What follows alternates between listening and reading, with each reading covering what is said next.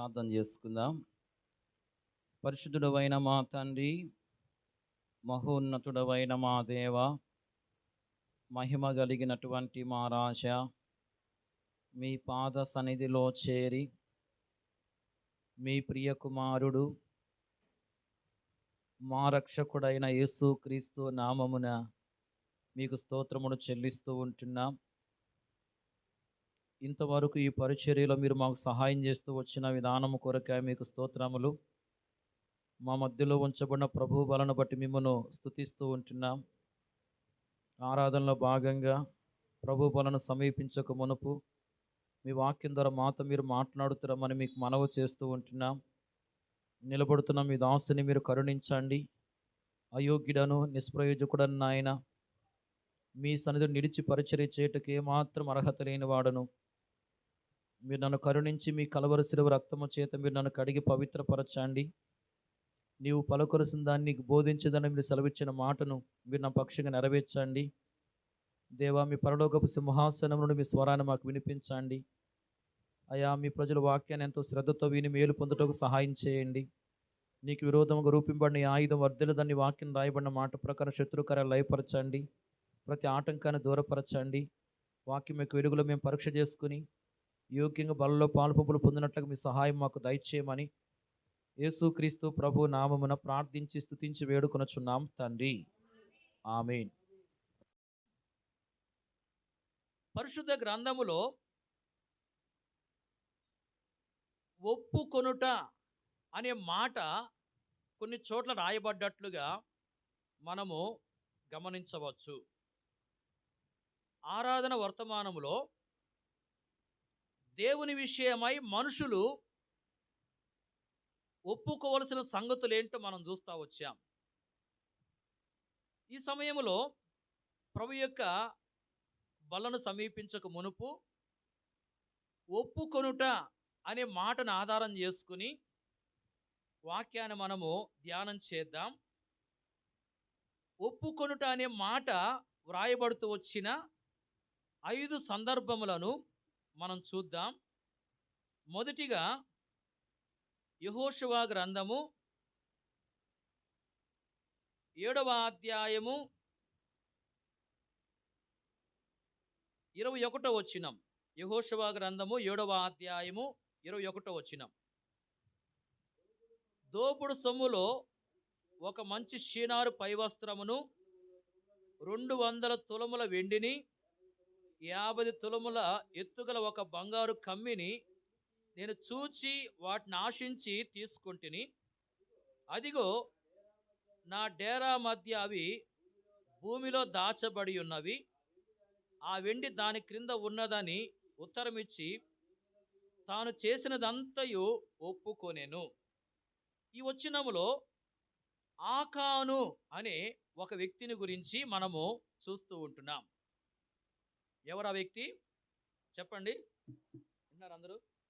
ఏం పేరు ఆయన పేరు? ఆకాను. ఆకాను యొక్క గోత్రం ఏది అంటే యోధా గోత్రము. ఏ గోత్రికుడు?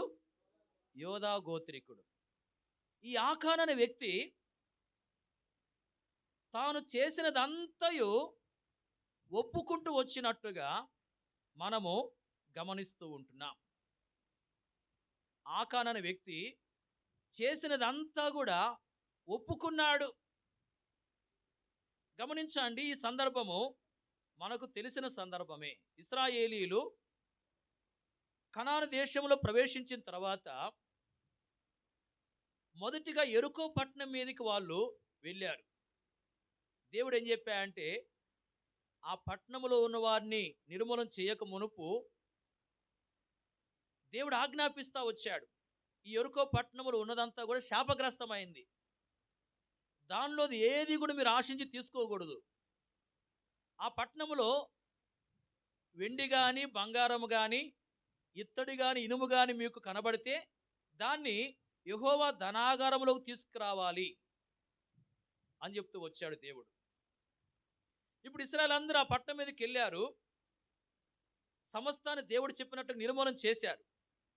అయితే ఆకాను అనే వ్యక్తి ఏం చేశాడంటే, ఎవరికి తెలియకుండా, ఎవరికి అర్థం కాకుండా మరి ఒక మంచి షీనారు పై వస్త్రాన్ని, కొంత వెండిని, ఒక బంగారు కమ్మెను ఆశించి తీసుకుని తన డేరాలో భూమి తవ్వి భూమి కింద దాచిపెట్టేశాడు. అది ఎవరికి తెలియలేదు. ఇప్పుడు ఆకాను తిరుగుబాటు చేసిన వాడుగా ఉన్నాడు. ఏం చేశాడు? తిరుగుబాటు చేస్తూ వచ్చాడు. 7వ అధ్యాయం మొదటి వచనం రాయబడింది, శపితమైన దాని విషయంలో ఇశ్రాయేలీలు తిరుగుబాటు చేసిరి అని. ఇశ్రాయేలీలు తిరుగుబాటు చేసిరని చెప్పి ఎందుకు రాయబడిందంటే ఆకాను తిరుగుబాటు చేశాడు కాబట్టి. అంటే ఈ తిరుగుబాటు ఆకాను తిరుగుబాటు. ఆకాను తిరుగుబాటు చేస్తూ వచ్చాడు. మరి మనం గమనించవచ్చు, ఆ తర్వాత ఇంకొక పట్టణం మీదకి వెళ్ళారు వాళ్ళు. అయితే ఆ పట్టణం మీదకి యుద్ధానికి వెళ్ళి ఓడిపోయి తిరిగి వచ్చారు. అంతేకాదు కొంతమంది ఇశ్రాయేలీలు కొంతమంది చంపబడ్డారు. ఈ నష్టమంతా ఎందుకు జరిగింది అంటే ఆకాను చేసినటువంటి పాపాన్ని బట్టి. ఓటమి ఆకాను యొక్క పాపమే కారణం ఓటమికి. మరి కొంతమంది చనిపోయారు. వారు చావుకు కూడా ఎవరు కారణము? ఆకానే. అప్పుడు యెహోషువ అలాగే నాయకులు మరి దేవుని సన్నిధిలో మొరపెడుతూ వచ్చినప్పుడు దేవుడు చెప్తూ వచ్చాడు, ఇదిగో మీలో పాపం ఉంది, దాన్ని బట్టే ఈ పరిస్థితి అని. ఆ పాపం చేసినటువంటి వ్యక్తి ఎవరని చెప్పి తెలుసుకోవడానికి చీట్లు వేసినప్పుడు ఆకాను పట్టబడ్డాడు. ఇప్పుడు యెహోషువ అడుగుతూ వచ్చాడు, నీవు చేసినదంతా ఏది మరుగు చేయకుండా నాకు తెలియజెప్పు అని. అప్పుడు ఆకాను ఏం చేశాడంటే తాను చేసినదంతయు ఒప్పుకుంటా వచ్చాడు. తాను చేసినదంతయు ఒప్పుకున్నాడు. తాను ఒప్పుకున్నాడు. ఒప్పుకున్నప్పటికీ తాను ఏం చేయబడ్డాడంటే శిక్షను పొందవలసి వచ్చింది. ఆ దినాల్లో మరి మరణమునకు తగినటువంటి తప్పు చేస్తే ఆ వ్యక్తి తప్పకుండా ఏం చేయబడాలి? మరణం పొందాలి, శిక్ష భరించాలి. కాబట్టి ఈ వ్యక్తి చేసినటువంటి తప్పు అనేది చాలా తీవ్రమైంది. కాబట్టి ఆకాను ఏం చేయబడ్డాడంటే శిక్షించబడ్డాడు. ఆకాను అలాగే అతని కుటుంబం, అతని కలిగిన సమస్తము ఆకాను లోయలోనికి తీసుకురాబడింది. ఆకాను కుటుంబీకులందరినీ కూడా రాళ్లతో కొట్టి చంపారు. అంతేకాదు మరి అగ్ని చేత కాల్చారు. వారి మీద పెద్ద రాళ్ల కుప్పను వేసినట్లుగా వాక్యంలో రాయబడింది.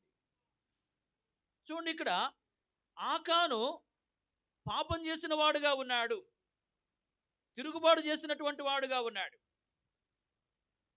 తాను తిరుగుబాటు చేటును బట్టి ఏం జరిగింది అంటే తాను చంపబడుతూ వచ్చాడు, మరణం పొందినటువంటి వాడుగా ఉన్నాడు.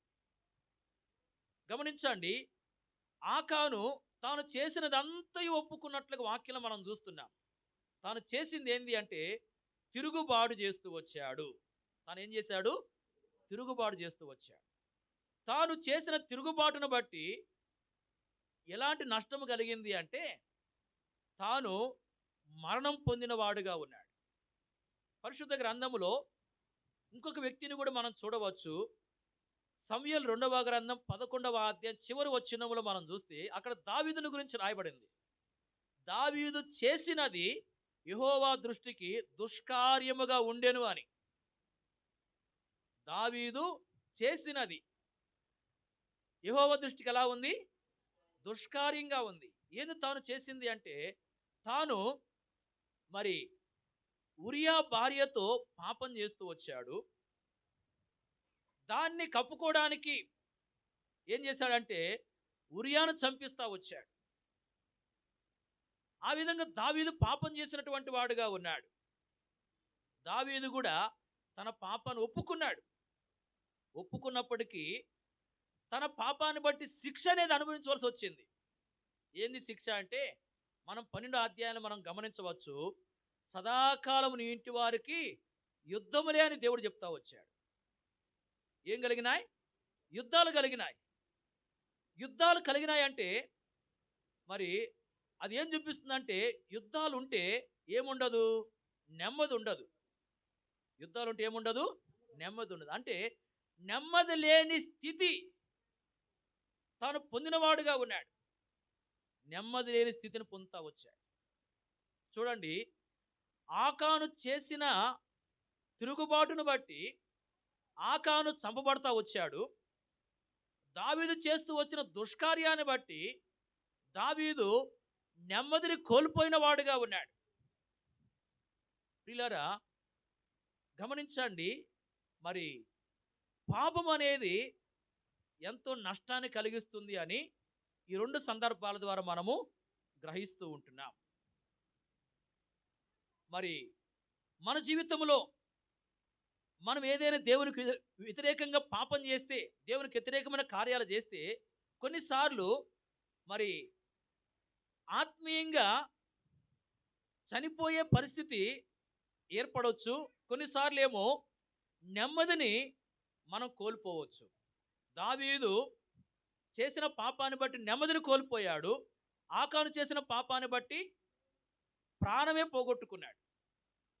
అలాగే మన జీవితంలో దేవునికి వ్యతిరేకంగా ఏదైనా కార్యాలు చేస్తే కొన్నిసార్లు మనము ఆత్మీయంగా మరి చచ్చిన స్థితిలోనికి వెళ్ళిపోతాము. కొన్నిసార్లు ఏమో నెమ్మదిని, శాంతిని మనం కోల్పోయే అవకాశం ఉంది. కాబట్టి మనం ఏం చేయాలి అంటే, మనం చేసినటువంటి పాపం అంతటిని కూడా పశ్చాత్తాపంతో హృదయపూర్వకంగా ప్రభు సన్నిధిలో ఒప్పుకోవాలి. ఒప్పుకుని ఏం చేయాలంటే, ఒప్పుకున్న ఆ పాపం అంతటిని విడిచిపెట్టాలి. వాక్యంలో రాయబడింది సామెతల గ్రంథము 28:13లో, అతిక్రమమును దాచిపెట్టువాడు వర్ధిల్లడు, వాటిని ఒప్పుకుని విడిచిపెట్టువాడు కనికరం పొందును. వాళ్ళైతే ఒప్పుకున్నప్పటికీ శిక్షను పొందారు. మన జీవితంలో మనం చేసిన ప్రతి పాపాన్ని మరి ప్రభు సన్నిధిలో ఒప్పుకుని క్షమాపణ కోరుకుని దాన్ని మనం విడిచిపెడితే ప్రభువు చేత మనం ఏం చేయబడతామంటే కనికరించబడతాం. అంటే మనము మరి నష్టము పొందకుండా కాపాడబడతాము. కాబట్టి మనం చేసినదంతా కూడా ఏం చేయాలంటే ప్రభు సన్నిధిలో ఒప్పుకొని క్షమాపణ కోరుకుని ఆ పాపాన్ని మనం విడిచిపెట్టాలని వాక్యం తెలియపరుస్తూ ఉంది. ఆకాను తాను చేసినదంతా ఒప్పుకున్నాడు. అలాగే ఇంతవరకు మనము దేవునికి వ్యతిరేకంగా చేసినదంతా కూడా ఒప్పుకుని క్షమాపణ కోరుకుని ఆ పాపములన్నిటిని మనం ఏం చేయాలంటే విడిచిపెట్టాలి. మనం ఆ విధంగా చేస్తే మన జీవితంలో మరి మనం చేసిన పాపాన్ని బట్టి శిక్షను పొందకుండా మనం కాపాడబడతాము. కాబట్టి ప్రియులారా, మన జీవితంలో మరి ఏం ఒప్పుకోవాలి అంటే, ఇంతవరకు మనము దేవునికి వ్యతిరేకంగా చేసిన పాపం అంతా కూడా ప్రభు సన్నిధిలో ఒప్పుకోవాలి. ఒప్పుకోవటం మాత్రమే కాదు, క్షమించమని ప్రభువును వేడుకొని దాన్ని మనం విడిచిపెట్టే వారంగా కూడా ఉండాలి. రెండో విషయాన్ని మనం చూద్దాం. యోహాను సువార్త మొదటి అధ్యాయం. యోహాను సువార్త మొదటి అధ్యాయము 20వ వచనం. అతడు ఎరగననక ఒప్పుకొనెను, క్రీస్తును కానని ఒప్పుకొనెను. ఈ వచనములో బాప్తిసమిచ్చే యోహాను గురించి మనం చూస్తూ ఉంటున్నాం. ఈ వచనములు ఎవరి గురించి రాయబడింది? బాప్తిసమిచ్చే యోహాను గురించి రాయబడింది. ఇక్కడ ఒప్పుకొనెను అనే మాట వ్రాయబడ్డట్లుగా మనం చూస్తున్నాం. బాప్తిసమిచ్చే యోహాను ఒప్పుకున్నాడు. ఏం ఒప్పుకున్నాడు? క్రీస్తును కాను అని ఒప్పుకున్నాడు. కొంతమంది వచ్చి, అయ్యా నీవెవరివి అని ఆయన అడుగుతా వచ్చారు. నిన్ను గురించి నీవేం చెప్పుకుంటున్నావు అని అడుగుతా వచ్చారు. అడిగినప్పుడు తాను నేను క్రీస్తును కాను అని ఒప్పుకున్నాడు. ఏం ఒప్పుకున్నాడు? నేను క్రీస్తును కాను అని ఒప్పుకున్నాడు. నేను క్రీస్తును కాను అని ఒప్పుకున్నాడు అంటే తాను ఎలాంటి అనుభవాన్ని కలిగిన వాడుగా ఉన్నాడో మనము గ్రహించవచ్చు. గమనించండి, తాను నేను క్రీస్తును అని చెప్పుకున్నట్లయితే తనను గురించి తాను అబద్ధం చెప్పుకున్నట్లు. అంతేనా కాదా? తాను క్రీస్తు కాడు, తాను క్రీస్తు కాకుండా నేను క్రీస్తును అని చెప్పి ఒకవేళ చెప్పుకున్నట్లయితే తాను తన గురించి తాను అబద్ధం చెప్పుకున్నట్లు అవుతుంది. అంటే ఇక్కడ నేను క్రీస్తును కానని ఒప్పుకుంటున్నాడు. క్రీస్తుని కానీ ఒప్పుకుంటున్నాడంటే తనను గురించి తాను అబద్ధము చెప్పుకోవట్లేదు. నేను క్రీస్తును కానని ఒప్పుకున్నాడు అక్కడ. మరి దీని ద్వారా మనం ఏం గ్రహిస్తున్నామంటే తనను గురించి తాను అబద్ధం చెప్పుకోవట్లేదు. కొన్ని సార్లు మరి మనల్ని గురించి మనుషులు గొప్పగా చెప్పుకోవాలని చెప్పి ఏం చేస్తామంటే మనల్ని గురించి మనము అబద్ధాలు చెప్పుకుంటూ ఉంటాం. మనం కొన్ని గొప్ప కార్యాలు చేయకపోయినప్పటికీ మనం చేసామని చెప్పి చెప్పుకుంటాం. దేనికోసము? మనల్ని గురించి మనుషులు మంచిగా గొప్పగా చెప్పుకోవాలని. ఇలా గమనించండి, మన జీవితంలో మనల్ని గురించి మనము మరి అబద్ధాలు చెప్పుకునే వారంగా ఉండకూడదు. వాక్యములో మనం గమనించవచ్చు, ఆది కాండములో 42వ అధ్యాయం 18వ వచనములో యోసేపును గురించి మనము గమనించవచ్చు. యోసేపు అక్కడ ఏం చెప్పుకుంటున్నాడు తన గురించి తాను అంటే, నేను దేవునికి భయపడువాడను అని చెప్పుకుంటున్నాడు. ఏం చెప్పుకుంటున్నాడు? నేను దేవునికి భయపడువాడును అని చెప్పుకుంటున్నాడు. తన గురించి తాను చెప్పుకుంటున్నటువంటి ఈ మాట అబద్ధపు మాట కాదు. గమనించండి, నేను దేవునికి భయపడేవాడునని చెప్పి తన గురించి తాను చెప్పుకుంటా వచ్చినటువంటి ఈ మాట అబద్ధపు మాట కాదు. వింటున్నారు అందరూ? గమనించండి, వాస్తవంగా యోసేపు దేవునికి భయపడేవాడుగానే ఉన్నాడు. అంతకుముందు మనం చూడవచ్చు, పోతీఫరు భార్య అతన్ని మరి ఒక సందర్భంలో పట్టుకుంది. అక్కడ ఎవ్వరు లేరు, నాతో శయనించు అని చెప్పి యోసేపును బలవంతం చేస్తూ వచ్చింది. ఎవరు లేనప్పుడు ఇప్పుడు యోసేపు ఆమెతో పాపం చేస్తే ఎవరికి తెలియదు, ఎవరికి అర్థం కాదు. అయితే యోసేపు ఏం చేశాడంటే, మనుషులు ఎవ్వరు చూడకపోయినా పరలోకములోని దేవుడు నన్ను చూస్తున్నాడనే భయముతో అక్కడి నుంచి పారిపోయాడు. పాపం చేయలేదు. అంటే అతనిలో ఏముంది? దేవుని భయం ఉంది, దేవునికి భయపడే విధానం ఉంది. దేవుడు నన్ను చూస్తున్నాడు, నేను దేవునికి విరోధమైన పాపం చేయకూడదనే ఆలోచన ఉంది. అంటే తాను దేవునికి భయపడేవాడుగా ఉన్నట్టు మనం చూస్తున్నాం. దేవునికి భయపడే విధానం తనలో ఉంది. ఇప్పుడు తనను గురించి తాను ఏం చెప్పుకున్నాడు? నేను దేవునికి భయపడువాడని చెప్పుకున్నాడు. అంటే తనను గురించి తాను అబద్ధం చెప్పుకోవటం లేదు. పరిశుద్ధ గ్రంథములో వారిని గురించి వారు అబద్ధాలు చెప్పుకున్న వారు ఉన్నారు. వాక్యం మనం గమనించవచ్చు. రాజులు 2వ గ్రంథములో 5వ అధ్యాయము చివరి వచనాల్లో మనం చూస్తే మరి అక్కడ ఎలీషా గెహాజీని అడుగుతున్నాడు, గెహాజీ నీవెచ్చటి నుండి వచ్చితివి అని అన్నప్పుడు ఇప్పుడు గెహాజీ తనను గురించి తాను ఎలీషాకి ఏం చెప్తా వచ్చాడంటే, నేను ఎచ్చటికి పోలేదని చెప్తా వచ్చాడు.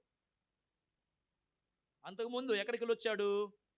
నయమాన్ దగ్గరికి పోయి అబద్ధాలు చెప్పి వెండి దుస్తులు తెచ్చుకుని దాచిపెట్టుకున్నాడు. ఇప్పుడు ఎలీషా అడుగుతున్నాడు, నువ్వు ఎచ్చటి నుంచి వచ్చితివి అని. నువ్వు ఎచ్చటి నుండి వచ్చితివి అని చెప్పి అడుగుతా ఉంటే, నేను ఎచ్చటికి పోలేదని తన గురించి తాను అబద్ధం చెప్తా వచ్చాడు. దాన్ని బట్టి ఏం జరిగింది? నయమాను కలిగిన ఆ కుష్టు అతడు పొందుకున్నాడు. నయమానేమో కుష్ఠరోగాన్ని వదిలించుకుని వెళ్ళాడు, గెహాజీ ఏమో కుష్ఠరోగాన్ని తగిలించుకున్నాడు. దేన్ని బట్టి? తన గురించి తాను అబద్ధం చెప్పుకున్న దాన్ని బట్టి. అలాగే పరిశుద్ధ గ్రంథములో, ప్రకటన గ్రంథములో లౌదోకియ సంఘాన్ని గురించి మనము గమనించవచ్చు.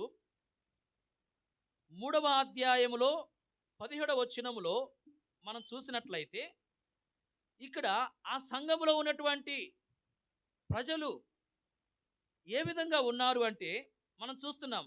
నీవు దౌర్భాగ్యుడవును, దిక్కుమాలిన వాడవును, దరిద్రుడవును, గుడ్డివాడవును, దిగంబరుడవై ఉన్నావని ఎరగక నేను ధనవంతుడను, ధనవృద్ధి చేసి ఉన్నాను, నాకేమీ కొదువు లేదని చెప్పుకొనుచున్నావు.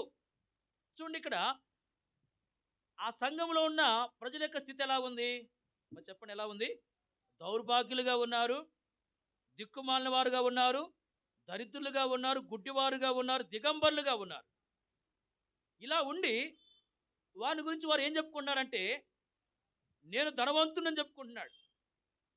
అలాగే ధనవృద్ధి చేసి ఉన్నానని చెప్తుంటున్నారు. నాకేమియు కొదువు లేదని చెప్తుంటున్నారు. చూడండి, వారిని గురించి వారు చెప్పుకుంటున్నటువంటి ఈ మాటలు ఎలాంటివి? ఎలాంటివి? అబద్ధాలు. వారిని గురించి వారు అబద్ధాలు చెప్పుకుంటున్నారు. వాళ్ళ స్థితి ఒక రకంగా ఉంటే వేరే రకంగా వాళ్ళు చెప్పుకుంటారు వారిని గురించి వారు. దాన్ని బట్టి కలిగిన నష్టం ఏంది అని మనం చూస్తే గమనించండి. మరి ప్రభువు వారితో లేడు. ఎవరితో లేడు? అందరూ చూడండి. వారితో ప్రభువు లేడు. ఆ సంఘంలో ప్రభువు లేడు. ఎక్కడున్నాడు ప్రభువు? 20వ వచనం రాయబడింది. ఇదిగో నేను తలుపు వద్ద నిలుచుండి తట్టుచున్నాను అనే మాట. ఎక్కడ నిలబడ్డాడు ఆయన? తలుపు వద్ద నిలబడి తడతా ఉన్నాడు. అంటే సంఘం లోపల ప్రభు లేడు. సంఘానికి ఎక్కడ ఉన్నాడు? వెలుపల ఉన్నాడు, బయట ఉన్నాడు. అంటే వారు తమను గురించి తాము అబద్ధాలు చెప్పుకున్నారు కాబట్టి ఈ సత్యవంతుడైన దేవుడు వారితో ఉండలేకపోయాడు. వారిని వదిలిపెట్టి బయటికి వెళ్ళిపోయాడు. పిల్లలు గమనించండి, మనల్ని గురించి మనము అబద్ధాలు చెప్పుకునే వారంగా ఉంటే ప్రభు మనతో ఉండలేడు. ఎందుకంటే ఆయన సత్యవంతుడు. సత్యం ఎక్కడ ఉంటుందో అక్కడ ఆయన ఉంటాడు. ఇప్పుడు మన దగ్గర సత్యం లేకపోతే మనం అబద్ధాలు చెప్పే వారంగా ఉంటే సత్యవంతుడైన ఆ దేవుడు మనతో ఉండడు. మనల్ని విడిచి దూరంగా వెళ్ళిపోతాడు. కాబట్టి గమనించండి, మన జీవితంలో మనల్ని గురించి మనము అబద్ధాలు చెప్పుకునే వారంగా ఉంటే నష్టము జరుగుతుందని మనం గ్రహించాలి. గహాజీ తన గురించి తాను అబద్ధం చెప్పుకుంటా వచ్చాడు, రోగాన్ని తెచ్చుకున్నాడు, నష్టం జరిగింది. లౌదోకియాలో ఉన్నటువంటి ప్రజలు, ఆ సంఘంలోని విశ్వాసులు మరి ఎలాంటి స్థితిలో ఉన్నారంటే వారిని గురించి వారు అబద్ధాలు చెప్పుకుంటా ఉన్నారు. దాన్ని బట్టి ప్రభువే వారితో లేడు, వారిని విడిచి వెళ్ళిపోయాడు. అంటే ఎంతో నష్టం జరిగింది. పిల్లలు, మన జీవితంలో మనల్ని గురించి మనము అబద్ధాలు చెప్పుకుంటే నష్టం జరుగుతుంది.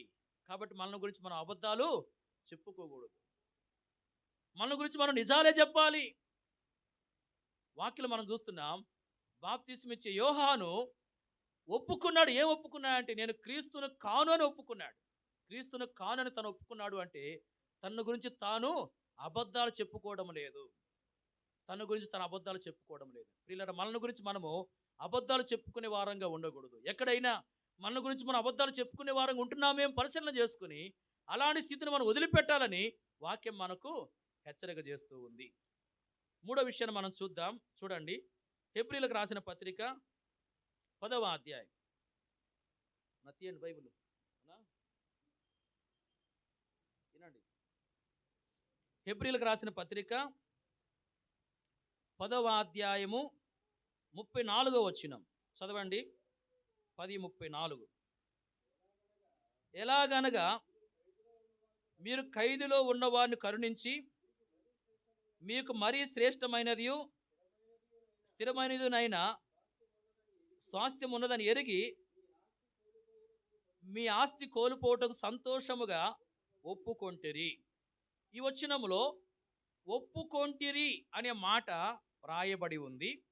ఇక్కడ ప్రభు ప్రజలు మరి ఒప్పుకున్నారు. దేనికి వాళ్ళు ఒప్పుకున్నారంటే కోల్పోవడానికి సంతోషంగా ఒప్పుకున్నారు. వారికి కలిగిన వాటిని కోల్పోవడానికి సంతోషంగా వారు ఒప్పుకున్నారు. ప్రియులారా, మన జీవితంలో ప్రభువు కొరకై మనకు కలిగిన వాటిని కోల్పోవడానికి సంతోషంగా ఒప్పుకోవాలి. ఈ లోకములో మనము ప్రభువు కొరకు మనకు కలిగిన వాటిని కోల్పోవడానికి సంతోషంగా ఒప్పుకుంటే పరలోకములో మనకు ఏం కలుగుతుంది? బహుమానము దొరుకుతుంది. ఇక్కడ రాయబడింది, మీకు మరి శ్రేష్టమైనది స్థిరమైనదినైన స్వాస్థ్యం ఉన్నదని ఎరిగి. శ్రేష్టమైన స్వాస్థ్యం ఉందని చెప్పి వారు ఎరిగి ప్రభు కొరకు ఈ లోకములో తమ ఆస్తిని కోల్పోవడానికి సంతోషంగా వారు ఒప్పుకున్నారు. ప్రియులారా, మన జీవితంలో ఈ లోకంలో ప్రభువు కొరకు మనము దేన్నైనా కోల్పోవడానికి సంతోషంగా ఒప్పుకుంటే, అలా ఒప్పుకొని సంతోషంగా మరి మనం ఏదైనా ప్రభు కొరకు కోల్పోతే మనకు పరలోకంలో ప్రభు ఏమిస్తాడు? బహుమానం ఇస్తాడు. పరలోకంలో మనకు బహుమానం ఇస్తాడు. కాబట్టి మన జీవితంలో మరి ప్రభువు కొరకు కోల్పోవడానికి సంతోషంగా ఒప్పుకొని ప్రభువు కొరకు మనం కోల్పోయే వారంగా ఉండాలి. పరిశుద్ధ గ్రంథములు మనం గమనించవచ్చు. లూకాసు వార్తలో 8వ అధ్యాయము మొదటి 3 వచనాల్లో గమనించినట్లయితే అక్కడ కొంతమందిని గురించి రాయబడింది. అంటే అక్కడ అనేకులనే మాట రాయబడ్డట్టు మనం చూడవచ్చు. అనేకులు ఏం చేస్తా వచ్చారంటే తమకు కలిగిన ఆస్తితో ప్రభువునకు ఉపచారం చేశారని చెప్పి రాయబడింది. వారికి కలిగినటువంటి ఆస్తితో ప్రభువునకు ఏం చేశారు? ఉపచారం చేసిన వారుగా ఉన్నారు. అంటే ప్రభువు కొరకై వారికి కలిగినటువంటి ఆస్తిని కోల్పోవడానికి ఒప్పుకున్నారు. ప్రభువు కొరకై తమ ఆస్తిని వారు కోల్పోయిన వారుగా ఉన్నారు. ప్రియులారా, మన జీవితంలో ప్రభువు కొరకై మనకు కలిగినటువంటి ఆస్తిని కోల్పోవడానికి మనము సంతోషంగా ఒప్పుకొని మనము కోల్పోతే పరలోకంలో మనకు ప్రభు ఏమిస్తాడు? బహుమానం ఇస్తాడు. ప్రియులారా, అలాంటి అనుభవంలోనికి మనం రావాలని ప్రభు కోరుతూ ఉన్నాడు. అలాగే పరిశుద్ధ గ్రంథములో మనము రాజుల మొదటి గ్రంథము 18వ అధ్యాయము 13వ వచనములో చూడవచ్చు. ఆ వచనములో ఓబద్యా అనే ఒక వ్యక్తిని గురించి రాయబడింది. ఈ వ్యక్తి ఏం చేశాడంటే యెజెబెలు యెహోవా ప్రవక్తను చంపుతా ఉంటే 100 మంది యెహోవా ప్రవక్తలను ఒక గుహలో 50 మందిని, ఇంకో గుహలో 50 మందిని దాచి వారికి కొన్ని దినాలు అన్నపానాలు ఇచ్చి పోషించాడు. చూడు, 100 మందిని పోషించాలంటే కొన్ని దినాలు ధనం ఎంతో ఖర్చు అయ్యిద్ది. ఆ వ్యక్తి ఏం చేశాడంటే తన ధనాన్ని ఖర్చు పెట్టాడు యెహోవా ప్రవక్తల కొరకు. యెహోవా ప్రవక్తల కొరకు తన ధనాన్ని ఖర్చు పెట్టాడంటే అది ఎవరి కొరకు ఖర్చు పెట్టినట్లు? దేవుని కొరకు. అంటే దేవుని కొరకు ఆ వ్యక్తి తన ధనాన్ని కోల్పోయిన వాడుగా ఉన్నాడు. దేవుని కొరకు తన ధనాన్ని ఏం చేశాడు? కోల్పోయాడు. దేవుని కొరకు తన ధనాన్ని వ్యయపరిచాడు. దేవుని కొరకు తన యొక్క ధనాన్ని ఖర్చు పెట్టిన వాడుగా ఉన్నాడు. ప్రియులారా, మనం కూడా దేవుడు మనకిచ్చినటువంటి ధనాన్ని దేవుని కొరకు మనం ఖర్చు పెట్టే వారంగా ఉండాలి. దేవుని కొరకు మనం వ్యయపరిచే వారంగా ఉండాలి. దేవుని కొరకు మనం కోల్పోవడానికి ఇష్టపడాలి. అలాంటి అనుభవంలో మనం ఉంటే పరలోకంలో దేవుడు మనకు ధనాన్ని అనుగ్రహిస్తాడు.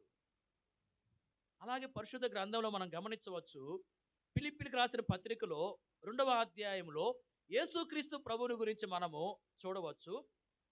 మరి తండ్రితో ఉండడం అనేది విడిచిపెట్టకూడని భాగ్యమని ఎంచుకొనక ఏం చేశాడంటే మనుషుని పోలిక ఆయన పుట్టినవాడుగా ఉన్నాడు. చూడండి, తండ్రితో పరలోకములో ఉండడం అనేది గొప్ప భాగ్యము. దాన్ని ప్రభు ఏం చేశాడంటే వదిలిపెట్టుకుని ఈ లోకానికి వచ్చాడు. యేసు ప్రభు ఈ లోకానికి రావడము తండ్రి యొక్క చిత్తం. పరలోకములో యేసు ప్రభుకి ఏముంది అంటే ఘనత ఉంది. దూతలు ఏం చేస్తూ ఉంటారు? నిత్యము యేసు ప్రభువుని ఘనపరుస్తూ ఉంటారు, ఆరాధిస్తూ ఉంటారు, ఆయన మహింపరుస్తూ ఉంటారు. ఇప్పుడు యేసు ప్రభు ఏం చేశాడంటే తండ్రి యొక్క చిత్తాన్ని నెరవేర్చడానికి ఆ ఘనతంతా వదిలిపెట్టేసి ఈ లోకానికి వచ్చి ఎన్నో అవమానాలు భరించిన వాడుగా ఉన్నాడు. చూడండి, యేసు ప్రభువు తండ్రి యొక్క చిత్తాన్ని నెరవేర్చడానికి తనకున్న ఘనతను కోల్పోవడానికి ఇష్టపడ్డాడు. తనకున్న ఘనతను కోల్పోవడానికి ఇష్టపడతా వచ్చాడు. ప్రియులారా, మనం కూడా ప్రభువు కొరకే మనకున్న ఘనతను కోల్పోవడానికి ఇష్టపడాలి. మనకున్న ఘనతను కోల్పోవడానికైనా మనం ఇష్టపడి అలాగూ మనము ప్రభు కొరకు జీవించాలి. వీళ్ళని గమనించండి, పరిశుద్ధ గ్రంథములో మనం చూస్తున్నాం ప్రజలు కోల్పోవడానికి, ప్రభువు కొరకు కోల్పోవడానికి సంతోషంగా ఒప్పుకున్నారు. మనం కూడా ప్రభు కొరకు మన ఆస్తిని కోల్పోవడానికి సంతోషంగా ఒప్పుకోవాలి. అలాగే మన యొక్క ధనాన్ని ప్రభు కొరకు కోల్పోవడానికి సంతోషంగా ఒప్పుకోవాలి. అలాగే మన యొక్క ఘనతను ప్రభు కొరకు కోల్పోవడానికి సంతోషంగా ఒప్పుకోవాలి. అలాగ మనము ప్రభు కొరకు దేన్నైనా కోల్పోవడానికి మనం ఒప్పుకొని, ఏదైనా ప్రభు కొరకు మనం కోల్పోతే ఈ లోకంలో, పరలోకంలో మనకేముంటుందంటే బహుమానం అనేది ఉంటుంది. అట్టి అనుభవంలోనికి మనము వచ్చినట్లుగా ప్రభు యొక్క సహాయాన్ని కోరుకోవాలి. చాలామంది కోల్పోవడానికి ఏమాత్రము ఇష్టపడరు, పొందుకోవడానికే ఇష్టపడతారు. వీళ్ళ ప్రభు ప్రజలంగా మరి ప్రభు ద్వారా మనం పొందుకోవాలి. అదే సమయంలో ప్రభువు కొరకు మనం కోల్పోవడానికి కూడా ఇష్టపడాలి. అలాంటి అనుభవం మనం కొనసాగుట కొరకే ప్రభు యొక్క సహాయాన్ని మనము కోరుకోవాలి. 4వదిగా చూడండి, దినవృత్తాంతములు 2వ గ్రంథము 34వ అధ్యాయం 32వ వచనం. దినవృత్తాంతములు 2వ గ్రంథము 34వ అధ్యాయం 32వ వచనం. మరియు అతడు యెరూషలేమునందున్న వారందరినీ, బెన్యామీనులందరినీ అట్టి నిబంధనకు ఒప్పుకొన చేసెను గనుక యెరూషలేము కాపురస్తులు తమ పితరుల దేవుడైన దేవుని నిబంధన ప్రకారం ప్రవర్తించిరి. ఇక్కడ చూడండి, ఒప్పుకొన చేసెను అనే మాట వ్రాయబడి ఉంది. మరి ఈ యొక్క సందర్భంలో మనం చూస్తున్నాం, యోషియా అనే రాజు దేవుని యొక్క సన్నిధిలో ఒక నిబంధన చేసుకున్నాడు. ఏంది ఆ నిబంధన అంటే, నేను యెహోవాను అనుసరించుచు, 31వ వచనం రాయబడింది, నేను యెహోవాను అనుసరించుచు ఆయన ఇచ్చిన ఆజ్ఞలను, శాసనములను, కట్టడలను పూర్ణ మనసుతోను పూర్ణ హృదయముతోను గైకొనుచు ఈ గ్రంథమందు వ్రాయబడిన నిబంధన మాటల ప్రకారంగా ప్రవర్తించుదునని యెహోవా సన్నిధిని నిబంధన చేసుకున్నాడు. సో నేను యెహోవాను అనుసరిస్తాను, ఆయన యొక్క ఆజ్ఞలను, కట్టడలను, నియమాలను నేను పాటిస్తాను అని చెప్పి నిబంధన చేసుకుంటా వచ్చాడు దేవుని సన్నిధిలో. ఇప్పుడు మరి తాను నిబంధన చేసుకున్నాడు కదా, ప్రజల చేత ఆ నిబంధనకు ఒప్పుకొన చేశాడు. అంటే ప్రజలు కూడా ఆ నిబంధన ప్రకారం నడుచుకుంటామని ఒప్పుకున్నారు. అంటే ఇప్పుడు ప్రజలు కూడా దేవుని అనుసరిస్తూ దేవుని యొక్క ఆజ్ఞలను పాటిస్తామని చెప్పి ఒప్పుకున్నారు అనే సంగతి మనకు అర్థమవుతుంది. నిబంధనకు ఒప్పుకొన చేయబడ్డ రాజు చేత వారు, అంటే ఆ నిబంధన ప్రకారం నడుచుకుంటామని చెప్పి వారు ఒప్పుకున్నారు. ఆ నిబంధన ఏంటంటే దేవుని యొక్క ఆజ్ఞల ప్రకారము నడుచుకుంటామనే నిబంధన. అంటే ఇప్పుడు వాళ్ళు దేనికి ఒప్పుకున్నట్లు, దేవుని యొక్క ఆజ్ఞల ప్రకారము నడుచుకోవడానికి వారు ఒప్పుకున్నారు.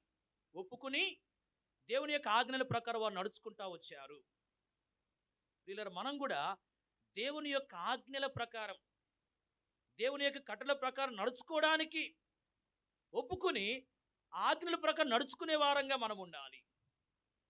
వీళ్ళ దేవుడు మనకి ఏం ఆజ్ఞాపిస్తున్నాడు, దేవుడు మనకి ఏం చేయమని చెప్తున్నాడు, ఎలా నడుచుకోమని చెప్తున్నాడు, దాన్ని మనం అనుసరించే వారంగా ఉండాలి. అలాగూ దేవుని యొక్క ఆజ్ఞలను అనుసరించి నడుచుకునే దాని కొరకు మనం ఒప్పుకుని వాటిని అనుసరించి నడుచుకునే వారంగా మనం ఉండాలి.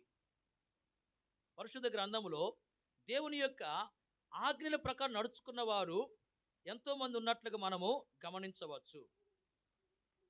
మనము పరిశుద్ధ గ్రంథములో ఆది కాండములో 35వ అధ్యాయము 5వ వచనంలో మనం చూస్తే అక్కడ యాకోబు కుటుంబీకుల గురించి రాయబడింది.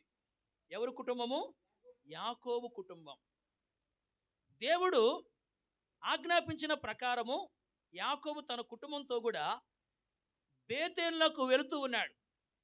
అక్కడికి వెళ్ళి బలిపీఠం కట్టి దేవునికి బలులు అర్పించాలని దేవుడు చెప్పాడు, బేతేలుకి వెళ్ళు, అక్కడ బలిపీఠం కట్టు అని చెప్పి. దేవుని మాటకు లోబడి యాకోబు తన కుటుంబంతో కూడా ఏం చేస్తున్నాడు? బేతేలుకి వెళ్తా ఉన్నాడు. గమనించండి, ఆ కుటుంబానికి చుట్టూ కొన్ని పట్టణాలు ఉన్నాయి. ఆ పట్టణస్థుల మీదకి దేవుని యొక్క భయం వచ్చింది. కాబట్టి ఆ పట్టణస్థులు యాకోబు కుమారులను తరమలేదని చెప్పి వాక్యం రాయబడింది. చూడండి, హాని చేసేవారు ఉన్నారు, చుట్టూ హాని చేసేవారు ఉన్నారు. కానీ ఈ యాకోబు కుటుంబీకులు దేవుని మాటకు లోబడుతూ ఉన్నారు కాబట్టి హాని చేసేవారు మరి హాని చేయకుండా ఆపబడ్డారు. దేవుడు ఏం చేశాడు? వారిని ఆపేశాడు. వాస్తవంగా ఈ యాకోబు కుటుంబీకులకు హాని కలగాలి, నష్టము కలగాలి, కానీ నష్టము కలగలేదు. ఎందుకంటే వారు దేవుని మాటకు లోబడ్డారు కాబట్టి మరి దేవుడు ఏం చేశాడంటే హాని చేసే వారందరినీ ఆపేశాడు. వారు మౌనంగా ఉన్నట్లుగా, ఏ హాని చేయకుండా ఉన్నట్లుగా దేవుడే చేశాడు. అంటే మన జీవితంలో మరి దేవుని మాటలకు లోబడే వారంగా ఉంటే, దేవుని ఆజ్ఞను అనుసరించే వారంగా ఉంటే, మన చుట్టూ మనకు హాని చేసేవారు ఉన్నప్పటికీ, మన చుట్టూ మనకు నష్టాన్ని కలగజేసేవారు ఉన్నప్పటికీ, వారు నష్టము కలగజేయకుండా, వారు మనకు హాని చేయకుండా దేవుడు ఏం చేస్తాడంటే వారిని ఆపుతాడు. పిల్లలు, మన జీవితంలో మనము దేవుని మాటలకు లోబడితే నష్టాన్ని పొందకుండా కాపాడబడతామని ఈ సందర్భం ద్వారా మనము గ్రహిస్తూ ఉంటున్నాం. అలాగే పరిశుద్ధ గ్రంథములో దినవృత్తాంతం 2వ గ్రంథములో మనము ఇంకొక సందర్భాన్ని కూడా చూడవచ్చు. 17వ అధ్యాయములో మనము చూసినట్లయితే 10వ వచనములో మనం గమనిస్తూ ఉంటున్నాం. యెహోషాపాతు రాజుగా ఉన్న దినాల్లో యెహోషాపాతు రాజు ఏం చేశాడంటే ఈ అధ్యాయం 6వ వచనములో ఉన్నత స్థలములను, దేవతా స్తంభములను యోధాలో నుండి తీసివేశాడు. అంటే విగ్రహాలను ఏం చేశాడు? తీసివేశాడు. అంటే ఇప్పుడు విగ్రహాలను చేయట్లేదు తాను. అంటే తను ఏం చేస్తున్నట్లు? దేవుని యొక్క ఆజ్ఞలకు లోబడుతున్నాడు. విగ్రహారాధన చేయొద్దని దేవుడు చెప్పాడు కాబట్టి విగ్రహారాధన చేయడం లేదు. విగ్రహాలన్నింటినీ తీసేశాడు అనమాట. ఇప్పుడు కొంతమందిని ఏర్పాటు చేశాడు. దేని కొరకంటే ధర్మశాస్త్ర గ్రంథాన్ని ప్రజలకు ప్రకటించడానికి కొంతమందిని ఏర్పాటు చేశాడు. వాళ్ళు వెళ్ళి ప్రజల మధ్యలో వాక్యాన్ని ప్రకటిస్తూ ఉన్నారు. ప్రజలందరూ వింటూ ఉన్నారు. చూడండి, ఇక్కడ యెహోషాపాతు మరి దేవుని యొక్క మాటలకు లోబడేవాడుగా ఉన్నట్లు మనకు అర్థమవుతుంది. ఆ ప్రజల మధ్యలో వాక్యానికి చోటు ఉంది, వాక్యానికి ప్రాముఖ్యత ఉంది, వారి మధ్యలో వాక్యం ప్రకటించబడతా ఉంది. అంటే ఇక్కడ రాజు వాక్య ప్రకారం నడుచుకుంటున్నాడు. అలాగే ప్రజల మధ్యలో వాక్యం ప్రకటించబడతా ఉంది. ఆ విధంగా రాజు వాక్య ప్రకారం నడుచుకుంటున్న బట్టి ఏం జరుగుతూ వచ్చింది అంటే, ఆ యోధా దేశానికి చుట్టూ కొన్ని దేశాలు ఉన్నాయి. చుట్టూ ఆ యోధా రాజ్యానికి చుట్టూ కొన్ని దేశాలు ఉన్నాయి కదా. మరి ఆ దేశస్తుల మీదకి, చుట్టూ ఉన్న దేశస్తుల మీదకి దేవుని యొక్క భయం వచ్చేసింది. భయం వచ్చినప్పుడు వారు యుద్ధం చేయడానికి యోధా రాజ్యం మీదకి రాలేకపోయారు. చూడండి, వాక్యానికి లోబట్టడం ద్వారా చుట్టూ హాని చేసే ప్రజలు ఉన్నప్పటికీ వారు ఏ హాని చేయకుండా మౌనం అయిపోయారు. నష్టం కలగజేసేవారు చుట్టూ ఉన్నప్పటికీ వారు ఏ నష్టం కలగజేయకుండా సైలెంట్ అయిపోయారు, మౌనంగా ఉండిపోయారు. దేవుడు ఆ విధంగా కార్యం చేశాడు. ప్రియులారా, మన జీవితంలో దేవుని మాటలకు లోబడితే, దేవుని వాక్య ప్రకారం నడుచుకుంటే, మన చుట్టూ హాని చేసేవారు, నష్టపరిచేవారు ఉన్నప్పటికీ దేవుడు ఏం చేస్తాడంటే మరి తన భయాన్ని వారి మీదకి పంపుతాడు. దేవుని భయం చేత వారు మౌనం అయిపోతారు. వారు ఏ హాని మనకు చేయలేరు. కాబట్టి మన జీవితంలో దేవుని యొక్క మాటకు లోబట్టడం ద్వారా మరి మనం నష్టపోకుండా కాపాడబడతామని ఈ 2 సందర్భాల ద్వారా మనము గ్రహిస్తూ ఉంటున్నాం. మన చుట్టూ హాని చేసేవారు, నష్టపరిచేవారు ఉన్నప్పటికీ వారి ద్వారా నష్టము, హాని కలగకుండా దేవుడు ఏం చేస్తాడు? మనల్ని కాపాడుతాడు. ఎప్పుడు అంటే దేవుని యొక్క మాటలకు, దేవుని ఆజ్ఞలకు మనము లోబడినప్పుడు. మనం చూస్తున్నాం, యోషియా అనే రాజు దినాల్లో ప్రజలు వాక్య ప్రకారము నడుచుకోవడానికి ఒప్పుకున్నారు. అలా వాక్య ప్రకారం నడుచుకుంటా వచ్చారు. మనం కూడా వాక్య ప్రకారం నడుచుకోవడానికి ఒప్పుకొని అలాగ వాక్య ప్రకారం నడుచుకునే వారంగా ఉండాలి. అలా ఉన్నప్పుడు నష్టము కలగకుండా మనం ఏం చేయబడతామంటే కాపాడబడతాము. చివరిగా 5వది ఇంకొక మాట మనం చూద్దాం. నెహెమ్యా గ్రంథము 11వ అధ్యాయం. నెహెమ్యా గ్రంథం 11వ అధ్యాయము 2వ వచనం. నెహెమ్యా గ్రంథం 11:2. యెరూషలేములో నివసించుటకు సంతోషంగా ఒప్పుకున్న వారిని జనులు దీవించిరి. చూడండి, ఇక్కడ యెరూషలేములో నివసించుటకు సంతోషముగా ఒప్పుకొనిన వారు అని చెప్పి వ్రాయబడింది. ఇక్కడ కొంతమంది యెరూషలేములో నివసించడానికి సంతోషంగా ఒప్పుకున్నారు. దేనికి ఒప్పుకున్నారు? యెరూషలేములో నివసించడానికి ఒప్పుకున్నారు. ఒప్పుకుని వారు యెరూషలేములో నివసిస్తున్నట్లుగా వాక్యములు మనము గమనిస్తూ ఉంటున్నాం. ప్రియులారా, యెరూషలేములో నివసించడానికి ఒప్పుకోవడం అనేది మరి ఏం చూపిస్తూ ఉంది అనే విషయాన్ని మనము ఆలోచన చేయాలి. పరిశుద్ధ గ్రంథంలో మనం గమనించవచ్చు. మార్కు సువార్త 10వ అధ్యాయంలో 33, 34 వచనాల్లో చూసినట్లయితే యేసుప్రభు తన శిష్యులతో చెప్తూ వచ్చాడు, ఇదిగో మనం యెరూషలేమునకు వెళ్ళుచున్నాము. మనుష్య కుమారుడు ప్రధాన యాజకులకును శాస్త్రులకును అప్పగింపబడతాడు. వారు ఆయనకు మరణశిక్ష విధించి ఆయన్ను అన్ని జనులకు అప్పగిస్తారు. వారు ఆయన అపహసించి ఆయన మీద ఉమ్మివేసి కొరడాలతో ఆయన కొట్టి చంపేదారు. 3 దినముల తర్వాత ఆయన తిరిగి లేచుననే విషయాలు చెప్తూ వచ్చాడు. చూడండి, ఇక్కడ ఇదిగో యెరూషలేముకి వెళ్తున్నాం మనము. అక్కడ నేనేం చేయబడతాను? ప్రధాన యాజకుల చేతికి, శాస్త్రుల చేతికి అప్పగించబడతాను. వారు ఏం చేస్తారు? మరణశిక్ష విధించి అన్ని జనులకు అప్పగిస్తారు. అప్పుడు ఏం జరుగుతుంది? అపహాస్యము, అలాగే ఉమ్మివేయబడ్డము, కొరడాలతో కొట్టబడ్డం. అంటే ఇక్కడ చూడండి, యెరూషలేములో ప్రభువు అపహసించబడ్డాడు, అలాగే ఆయన మీద ఉమ్మివేయబడింది. అది ఎంతో అవమానం. అంటే ప్రభువు యెరూషలేములో అవమానం పొందినవాడుగా ఉన్నాడు. యెరూషలేములో ఆయన ఏం చేశారు? కొట్టారు. చూడండి, అపహసించారు, ఉమ్మివేసి అవమానపరిచారు, ఆయన కొట్టినటువంటి వారుగా ఉన్నారు. అంటే యెరూషలేములో ఏముంది? శ్రమ ఉంది. యెరూషలేములో సుఖము లేదు, యెరూషలేములో సౌఖ్యము లేదు. యెరూషలేములో ఉంది ప్రభుకి ఎంతో శ్రమ ఉంది. అలాగే పౌలు జీవితాన్ని కూడా మనం గమనించవచ్చు అపోస్తుల కార్యముల్లో. ఇదిగో మరి పౌలు అన్నాడు, యెరూషలేములో నాకు శ్రమలు కాచుకుని ఉన్నాయని చెప్పి. మనం అపోస్తుల కార్యముల్లో ఆ మాటను గమనించవచ్చు. 20వ అధ్యాయం 23వ వచనములో, బంధకములను శ్రమలను నా కొరకు కాచుకుని ఉన్నవని పరిశుద్ధాత్మ ప్రతి పట్టణములోనూ నాకు సాక్ష్యం ఇచ్చుచున్నాడు అని అక్కడ రాయబడింది. చూడండి, యెరూషలేములో పౌలుకి ఏమున్నాయి? బంధకాలు, శ్రమలు ఉన్నాయి. బంధకాలు, శ్రమలు కాచుకొని ఉన్నాయి. మరి యెరూషలేముకి వెళ్ళొద్దు అని ఏం చేశారంటే కొంతమంది ఆపారు, అడ్డగించారు, ఏడ్చారు కూడా. అయితే పౌలు ఏమన్నాడు? యెరూషలేములో నేను బంధించబడ్డానికి మాత్రమే కాదు, చనిపోవడానికి కూడా సిద్ధంగా ఉన్నాను. మీరు ఎందుకు ఏడుస్తారు? నేను వెళ్తానని చెప్పి యెరూషలేముకి వెళ్ళి మరి ఎన్నో ఇబ్బందులు పడ్డాడు పౌలు. చూడండి, ప్రభువు కూడా యెరూషలేముకి వెళ్ళి ఎన్నో శ్రమలు అనుభవించిన వాడుగా ఉన్నాడు. అంటే యెరూషలేములో ఏముంది అంటే శ్రమలు ఉన్నాయి. యెరూషలేములో ఏమున్నాయి? శ్రమలు ఉన్నాయి. సుఖము లేదు, శ్రమలు ఉన్నాయి. ఇక్కడ జనులు, నెహెమ్యా గ్రంథంలో జనులు యెరూషలేములో నివసించడానికి సంతోషంగా ఒప్పుకున్నారు. అంటే వారు దేనికి ఒప్పుకున్నట్లు? శ్రమలు అనుభవించడానికి వారు ఒప్పుకున్నారు. క్రయం చెల్లించడానికి ఒప్పుకున్నారు.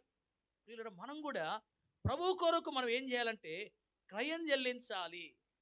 ప్రభు కొరకు ఏం చేయాలా? క్రయం చెల్లించాలి. ప్రభు కొరకు శ్రమలు అనుభవించడానికి మనం ఒప్పుకొని ప్రభు కొరకు శ్రమలు అనుభవించే వారంగా ఉండాలి. సుఖాన్ని కోరుకోకూడదు, సౌఖ్యాలను కోరుకోకూడదు. మనము శ్రమలు అనుభవించడానికి ఇష్టపడాలి, శ్రమలు భరించడానికి మనము ఇష్టపడాలి. నెహెమ్యా జీవితాన్ని మనం చూస్తే, నెహెమ్యా మరి రాజు దగ్గర గిన్నె అందించే ఉద్యోగంలో ఉన్నాడు. అంటే తాను ఒక ఉన్నత స్థాయిలో ఉన్నాడు, అన్ని విధాల సౌకర్యాలు కలిగిన వాడుగా ఉన్నాడు. ఇలాంటి వ్యక్తి యెరూషలేముకి వెళ్ళి యెరూషలేములో ప్రాకారం కట్టడానికి పూనుకున్నాడు. ఎన్నో రకాలైన ఇబ్బందులు ఎదుర్కొన్నాడు, ఎన్నో శ్రమలు అనుభవిస్తూ వచ్చాడు. చూడండి, సుఖాన్ని సౌఖ్యాలను వదులుకొని ఏం చేస్తూ వచ్చాడు? శ్రమలను అనుభవించిన వాడుగా ఉన్నాడు. వీళ్ళ నిజమైన భక్తులు, ఆత్మీయంగా జీవించినటువంటి భక్తులు సుఖాన్ని కోరుకోలేదు, కష్టాన్నే కోరుకున్నారు. సుఖాన్ని కోరుకోలేదు, శ్రమలను కోరుకున్నారు. ప్రియులారా, మనం కూడా ప్రభు కొరకు ఏం చేయాలా? శ్రమ అనుభవించాలి. ఎండైనా, వానైనా, చలైనా దేవుని కొరకు మనం పనిచేసే వారంగా, దేవుని కొరకు ప్రయాసపడే వారంగా, దేవుని కొరకు మనం క్రయం చెల్లించే వారంగా ఉండాలి. ప్రియులారా, అలా విధంగా ప్రభు కొరకు మనము కష్టపడుతున్నామా? శ్రమ పడుతున్నామా? ప్రభు కొరకు ఏమైనా క్రయం చెల్లిస్తున్నామా? ఒకసారి మన జీవితాన్ని మనము పరిశీలన చేసుకోవాలి. ప్రియులారా, యెరూషలేములో నివసించుటకు వారు సంతోషంగా ఒప్పుకున్నారంటే, ప్రభు కొరకు శ్రమలు అనుభవించడానికి ఒప్పుకున్నారు వాళ్ళు. కాబట్టి మనం కూడా ప్రభు కొరకు క్రయం చెల్లించే వారంగా ఉండాలి. శ్రమను అనుభవించే వారంగా ఉండాలి. అలాంటి అనుభవంలో ఉండుట కొరకు ప్రభు సహాయాన్ని మనము కోరుకోవాలి. ఈ సమయంలో పరిశుద్ధ గ్రంథంలో నుంచి 5 విషయాలు మనం చూస్తా వచ్చాం. మొదటిది ఏంది? ఆకాను చేసినదంతయు ఒప్పుకున్నాడు. మనం కూడా దేవునికి విరోధంగా చేసిన ప్రతి పాపాన్ని ఒప్పుకొని, క్షమాపణ కోరుకొని, ఆ పాపాన్ని ఏం చేయాలి? విడిచిపెట్టాలి. రెండోది మనం ఏం చూస్తా వచ్చాము? బాప్తిస్మిచ్చే యోహాను నేను క్రీస్తును కాను అని ఒప్పుకున్నాడు. అంటే తనను గురించి తాను అబద్ధం చెప్పుకోలేదు. మనం కూడా మనల గురించి మనము అబద్ధాలు చెప్పుకోకూడదు. మూడవది, భక్తులు కోల్పోవడానికి, ప్రభు కొరకు కోల్పోవడానికి ఒప్పుకున్నారు. అలాగే మనం కూడా ప్రభు కొరకు మనకు కలిగిన వాటిని కోల్పోవడానికి ఒప్పుకోవాలి. నాలుగవది, దేవుని ప్రజలు వాక్య ప్రకారము నడుచుకోవడానికి ఒప్పుకొని వాక్య ప్రకారం నడుచుకున్నారు. అలాగే మనం కూడా వాక్య ప్రకారం నడుచుకునే వారంగా ఉండాలి. ఐదవది, ప్రజలు యెరూషలేములో నివసించడానికి ఒప్పుకున్నారు. అంటే ప్రభు కొరకు శ్రమలు అనుభవించడానికి ఒప్పుకున్నారు. ప్రియులారా, మనం కూడా ప్రభు కొరకు శ్రమలను అనుభవించడానికి ఒప్పుకునే వారముగా ఉండాలి. ఈ 5 అంతల అనుభవాలు మనలో ఉన్నాయి. ఒక్కసారి మన జీవితాన్ని మనం పరిశీలన చేసుకుందాం. ఏ విషయంలో మనం తప్పిపోతున్నామో గ్రహించి హృదయపూర్వకంగా మన లోపాలన్నింటిని ఒప్పుకొని క్షమాపణ కోరుకుని సరి చేసుకుని అలాగున యోగ్యంగా ప్రభు యొక్క బలలో మనము పాలు పంపుడు పొందుదాం. ప్రభు అలాగున మనకు సహాయం చేయనుగా.